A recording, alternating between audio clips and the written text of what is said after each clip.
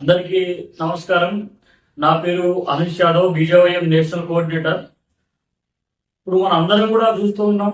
గత 2-3 రోజుల నుంచి తెలంగాణ రాష్ట్రంలో ఒక హాట్ టాపిక్ గా మారినటువంటి హైదరాబాద్ యూనివర్సిటీ విషయం తీసుకుంటే, తెలంగాణకు తలమానికంగా ఉన్నటువంటి సెంట్రల్ యూనివర్సిటీని, ఆ యూనివర్సిటీ భూముల పైన ఈరోజు రాబందుల యొక్క కనుబడింది, ఈ రాష్ట్ర ప్రభుత్వం యొక్క కనుబడింది. ఆ భూములు అమ్మి 400 ఎకరాల భూములు అమ్మి ఇలా అప్పులు కట్టే ఆలోచనలో ఈ యొక్క రాష్ట్ర ప్రభుత్వం రేవంత్ రెడ్డి సర్కార్ ఏదైతే చేస్తా ఉన్నదో, బిడ్డ ఖబర్దార్ రేవంత్ రెడ్డి, ఎట్లా అమ్ముతావు మేము చూస్తాం. యువ మోర్చా పక్షాన మేము చూస్తాం నువ్వు ఎట్లా అమ్ముతావో. ఇలా పాలించడం చేత కాకపోతే, సర్కారు నడపడం చేత కాకపోతే తెలంగాణ ప్రజలకు క్షమాపణ చెప్పి, నాతోటి అయితలేదు పాలించుడు, నాతోటి కాదు అని క్షమాపణ చెప్పి రిజైన్ చేయి. నీ సర్కారు రిజైన్ చేసే. ఇలా నీకు సర్కారు నడపడం చేతగాక పేద ప్రజల భూములు అమ్మడం, ఇలా యూనివర్సిటీకి ఇచ్చినటువంటి భూములు అమ్మడం ఎంతవరకు సమంజసం? ఈ యొక్క వేలం పాటను మీరు చేస్తా ఉన్నటువంటి వేలం పాటను భారతీయ జనతా యువ మోర్చా తరఫున మేము పూర్తి స్థాయిలో వ్యతిరేకిస్తున్నాం.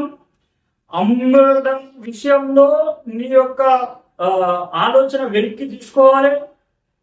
అంతేకాకుండా మా భూములు అమ్మద్దు, మాకు అన్యాయం చేయొద్దు అని లక్షల మంది, వేల మంది విద్యార్థులు ఇలా ధర్నాలు కానీ ప్రజాస్వామ్య పరంగా వాళ్ళకి నిరసనలు చెప్తా ఉంటే, ఆ నిరసనలు చెప్పొద్దు అని ఒక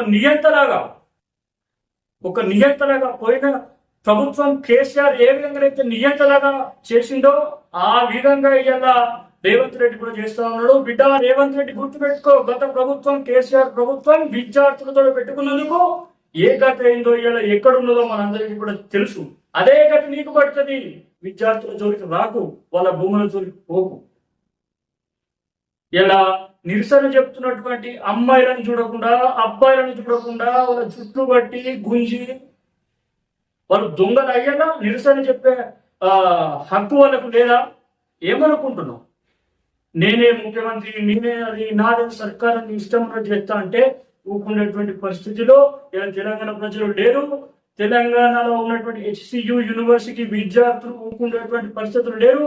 భారతీయ జనతా పార్టీ పూర్తి స్థాయిలో వ్యతిరేకిస్తున్నది. దాన్ని కంపల్సరిగా నీ ఆలోచన ఏదైతే ఉన్నదో దాన్ని వెనక్కి తీసుకో. లేకపోతే బిడ్డ ఊరుకునేటువంటి పరిస్థితిలో ఇలా యువమోర్చా లేదని ఈ విషయంగా సందర్భంగా తెలియజేస్తాం.